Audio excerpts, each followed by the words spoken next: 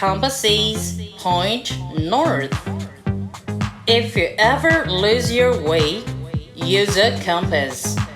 It can help you find your way wherever you go.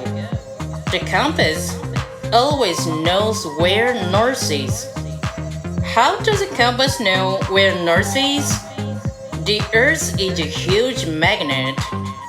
A compass has a magnetic needle.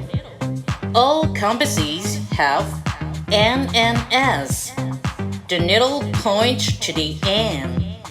The north pole of the Earth is S. N and S pull each other, so the needle of a compass always points toward the north pole of the Earth. Lose your way, compass, wherever you go. North, magnet, a magnetic needle.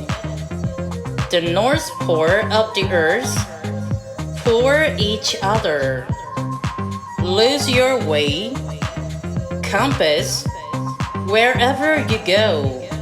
North, magnet, a magnetic needle. The north pole of the Earth pull each other.